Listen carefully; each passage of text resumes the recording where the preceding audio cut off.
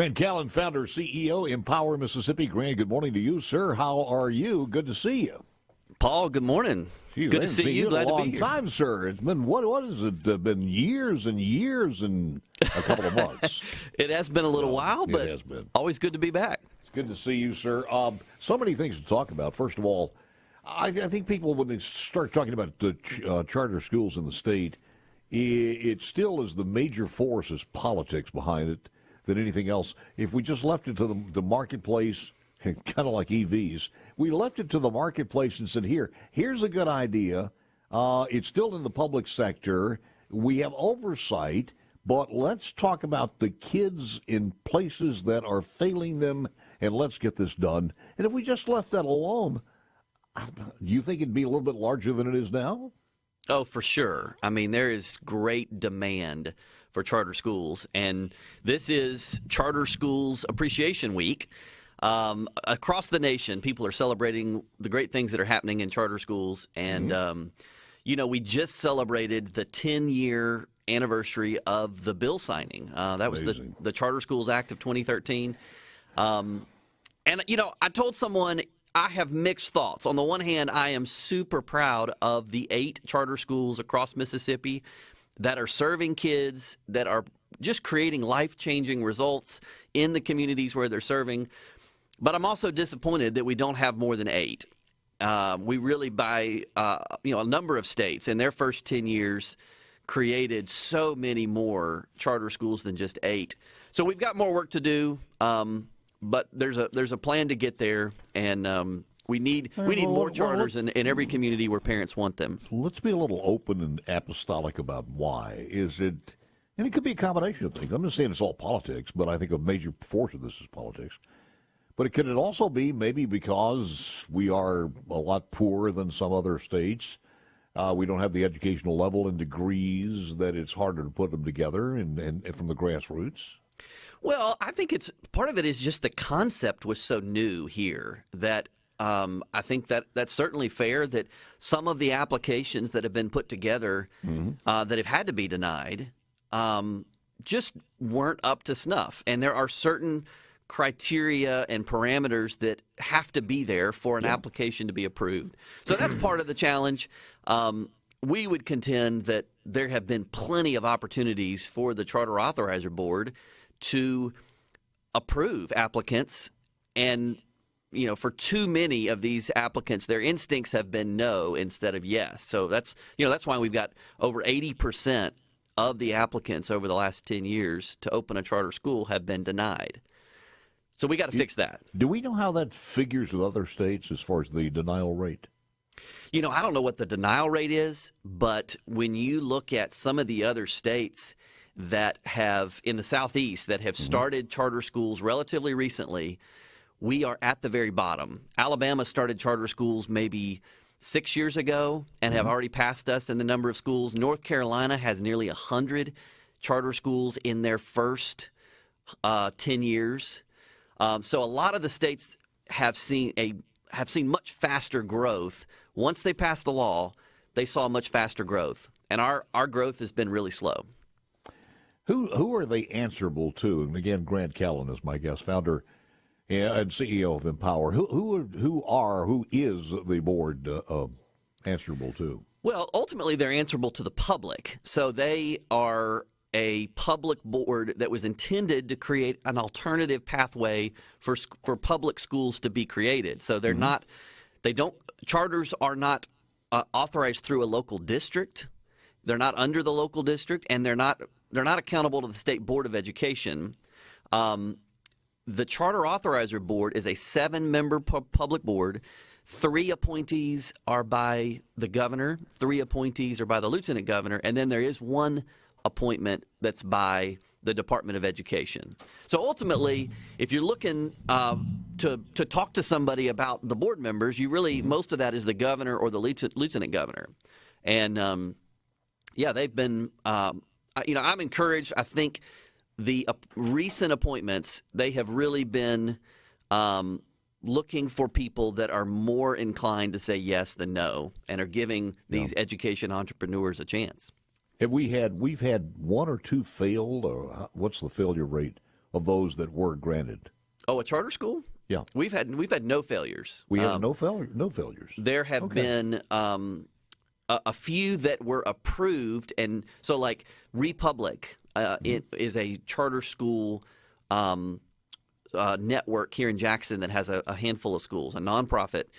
They were approved to open a high school, but never got to the point where they were ever open.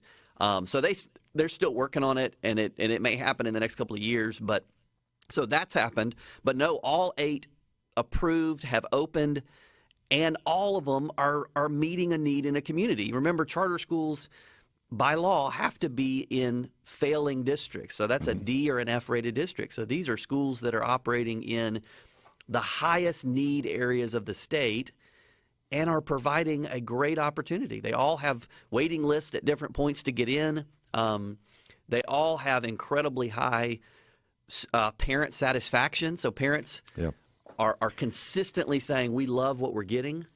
They all have great demand. So it's not that there's not demand for these. It's that there are political obstacles. And, change is hard in Mississippi. But I'll tell you, I'm very encouraged that the next 10 years, we're going to grow a lot faster than the first 10 years. Change is hard in Mississippi is an understatement, by the way. Put that in bold fonts as a native Mississippian, and we know that. I'm wondering why we don't have a law that says if you're a failed school, if the state has to take it over, why that isn't an automatic clearance to a charter school, but then you've got to find somebody to do it. And that's a whole new ballgame. Can you find somebody from that community to do it? Is there a private concern that would come in? And I think most people, when they look at this, is when they're explained, all right, here's what you have to do, 90% of them run. Well, so the national research has looked at sort of these kind of conversion charters where a public school becomes a charter or a New Start charter. And fresh start charters are much more successful on the long run than a conversion. Right, explain that. What is a New Start? Well, a New Start just means you're starting from scratch. You have a few of us might come together. We'd form a nonprofit board, and we would say we want to open a charter. But that has to be organic from the community, right? That's right. So those are much more successful than a failing public school converting to charter status. So typically that's where folks like me and the coalition of folks that support charters have focused more on New Start charters. So one of the things that we have done that I think is going to deliver some really big change is about a year and a half ago, my organization, Empower Mississippi, started a new organization that's under our umbrella called Embark. And it is all about finding, guiding, and investing in school founders. So we're creating a large funnel where we are actively recruiting people who want to start great schools, either charter schools or private schools. And so that, I think, there's never been an effort like that in Mississippi. And some of the other states that have seen such great growth have had this approach where they're really aggressive about trying to find people that want to start charter schools. So we're working to find them, train them, coach them, and invest in these school founders. Question when we come back with Grant Callen, founder, CEO, Empower Mississippi. Do we have enough data, and you can answer this when we come back, from what happens to the school in these mostly impoverished areas, but certainly in these failing areas? What happens to the students in the school that remains outside? Do they collapse because a charter has begun, or do we see through competitiveness they either stay the same or maybe improve? I know nationally, where there's a charter school, the existing school actually begins to compete a little bit and has shown some progress. But I'll ask Grant that when we come back right after this. Hold on. Sober. Back with Grant Callen, founder, CEO, Empower Mississippi, and I was asking the question, how the schools that are left behind, how are they collapsing because they have just a few students taken out and going through the charter process, or are they surviving? Yeah, that's a great question, because really the goal here is not just that kids in the charters get a great education, but you want to have a positive impact on the community. So the sample size in Mississippi is small, but let me just say, so 6 of the 8 charter schools are in Jackson. The other 2 are in Greenwood and Clarksdale. And none of those traditional public school districts in which they reside have collapsed. In fact, there were horror stories about how this was going to be so harmful to Jackson and they would not be able to handle it. Well, Jackson is the place where we've had the most charters open for the longest, and we now have about 12% of the student population in Jackson are in a charter public school as opposed to a traditional public school. And Jackson, during that same period of time, has moved from an F-rated school to a C-rated school district. Now, there's a lot of factors there, and I'm not going to argue that the charters have been responsible for the increase in performance, but it certainly hasn't hurt the district. Yeah. And there's all kinds of research to show nationally that's what you can expect. When choice is initiated in a community, not only do the kids who choose do better academically, but the kids that are, quote, left behind in the traditional public school end up doing better, too. It is a fact that competition is the thing that helps just about everything. And it's just one of those parts of DNA in us. I read the story, Grant, I don't know if you've seen this one, but why it's so disappointing of where we're going in this country. There are horror stories out there all across, and I mean in conservative states, red states like Texas and other places. But this is in Colorado, which you don't expect too much. Colorado's largest union representing the state's public school teachers. This union represents more teachers in the state of Colorado than any other union, has reportedly adopted a resolution on economic equity and affirms the union's views opposing capitalism. In other words, this union states that if you're a member, we oppose capitalism and we embrace equity. The Colorado Education Association, which represents more than 39,000 educators and staff, has adopted a statement saying it believes capitalism inherently exploits children, public schools, land, labor, and resources.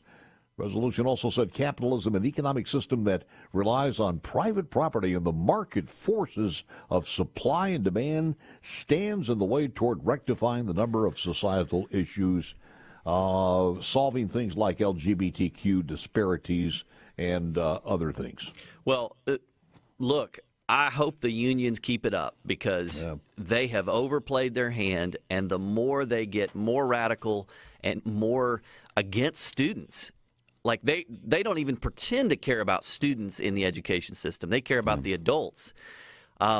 What it is happening as unions across the country have gotten more radical and pushed for 2 years to keep schools closed during the pandemic. There has been this groundswell of parents rising up, speaking out, saying, we are done. We want a system that ensures that kids get a great education. So I'm not too upset that unions are moving further left because it just means that more and more parents are going to want choice, and we're seeing that across the country. Well, also the groundswell has to be in the impoverished areas. You've got to have a coalition of African Americans in this state because we have a large percentage of African Americans, and again, in the city of Jackson and some of the rural areas of the state, they have to see this, embrace it, and share the gospel with other people. And they've got to be vocal about it. Put aside Republican or Democrat or Independent and all that. It's about your kids and the choice that you deserve as an American citizen. And we are seeing growth in both Republican communities and Democrat community, in black communities and white communities. In fact, I mentioned Embark, and one of the pieces that we are doing with that is helping parents who want to start a micro school. And we have been pleasantly surprised to see the vast majority of the people in Mississippi who are looking to start micro schools. What is a micro school? Well, they're African American moms. So micro schools are kind of like a homeschool co-op or a private school where a few parents will come together and say, we've got kids in this community that need something different, and it's just a private school that usually serves, somewhere between 25 or 100 students. I saw the numbers on homeschooling, and they have exploded since the pandemic. I mean, it's incredible how many people. Do we know what the numbers are in our state? Well, so they've grown a lot. I think the last time I saw, we were in the 17,000. But since the pandemic, I think they grew 35% during the pandemic. Yeah. And we saw more public school students leave the system in Mississippi, about 6%. 6% of students left public schools and haven't come back. That's the largest percentage in the nation of kids to leave public school. So some of those are going to homeschooling, some are going to charters, some are going to private schools. Parents are seeking out and finding new education options for their kids. I'll tell you, if there is the proverbial dam that would break, and I saw a story here on Show Prep over the weekend that Chelsea Clinton, who I have no idea why anybody would even listen to this, but I didn't do a lot of Show Prep on this when I moved on, but basically they used her name in saying that there is a movement afoot that would make it mandatory for every child to get a COVID shot before they could go to school. Just absolutely mandatory. And if that happens on a national basis, then you're going to see the explosion. You're going to see the dam burst. I'll be honest, and I've been working on this issue for almost 18 years. Mm-hmm. I think the dam has burst.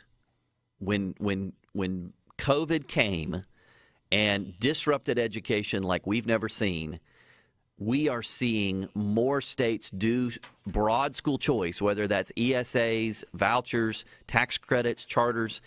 Just in the last 6 months, there have been, I think it's 6 states now that have given their kids an education scholarship account, kind of like a voucher, where parents control the dollars. They get to shop around, find an education that will meet their kids' needs. Arkansas has done this. Florida, South Carolina, Arizona, Utah, West Virginia, Iowa. Wow. These states all across the country are giving parents options, and it is wildly popular. And we waited 18 years to get the first state, and in 6 months we've had 6. So I don't think we're going back to where a one-size-fits-all, top-down approach to education. Parents are in the driver's seat, money's going to follow the child, and kids are going to get a better education. Was there anything in the 2023 session that pushed this forward or backwards, or did anything happen?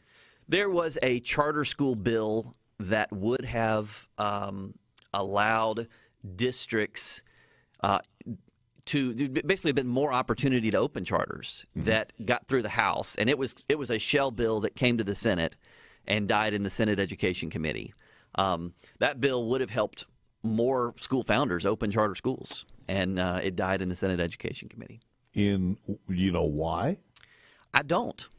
I wish I did. You talked to the chairman of education there? We did. We had all What did he say? Well, I still don't really have an answer. We had all indications before deadline day that bill was going to come out, and then on deadline day, we were told that it was not going to come out. So, I don't know. You've been around this a long time. You know how these things go. Well, probably you just didn't make the call before Parents Campaign made the call. That sounds about right. That sounds about right. It is really disheartening. As far as the Senate's concerned, more so than the House, and that story's not over. But final segment coming up with you, because I got a couple of other questions here on how we move forward, and also if there are concerned parents out there who would like to maybe start this formation or at least just examine it, is there help and guidance? We will ask that question to Grant Callen. Final segment coming up next.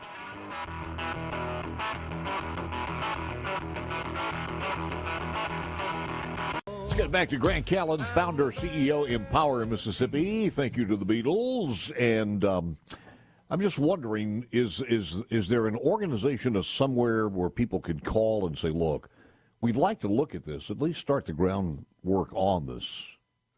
Yeah, that's really what Embark is all about, because we felt like there was no one out there to help you if you want to start a charter or a private school in Mississippi. So embark.ms is the website. embark.ms, and you can get really hands-on support. So maybe you've got somebody out there who knows their kids are falling through the cracks. Their traditional public school is really not working. They can't afford private school, and they're just not sure. Maybe they would like to start a school. They don't have funding. There are just a lot of question marks. Well, that's really a great place for them to reach out to us.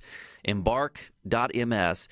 We love having those early stage conversations where somebody says, here's what's going on in my community. Can you help me? And we'll help guide them to maybe it is a good fit for a charter school. Maybe it's more of a private school or something else. So we love that, and that's what Embark's all about.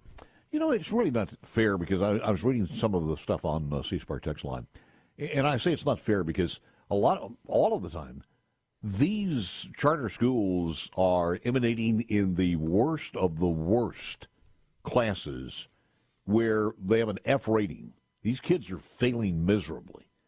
And you start way behind. All of a sudden they come up to a D or higher, and people say, well, yeah, they're still a D. They have to realize where they're coming from. And do we have any states out there who are actually creating charter schools in successful schools? Oh, yeah. So that is one of those compromises that we had to make in Mississippi to get this law passed. Yeah. But there are plenty of states where you can open charter schools in any district, highly rated districts or poorly rated districts. Now let's see how they would fare in the wonderful opportunity they were given. That's why it's also stuck in my craw that through the entire 2023 session, and I'll say this, Richard Bennett and with numerous requests in the House, and Dennis DeBar, Education Chairman in the Senate, not so much to talk to me, to talk to the people of the state of Mississippi and answer questions that we had. They didn't have the guts to come on the air and do one time during the entire damn session to come in and talk to the people of Mississippi. Look, I feel you. And I thought that was a shame because we could ask questions like this and have them answer that. And they had multiple opportunities to do so. Well, if you look at what has been accomplished this last term on education, the bills that are getting through are only related to traditional public education. And some of it are really good things. We needed to pay our teachers more. We've done a teacher pay raise. But in terms of anything that is a reform, anything that is trying to put parents in the driver's seat, anything that would give parents more choice over the last 4 or 8 years has been a complete non-starter.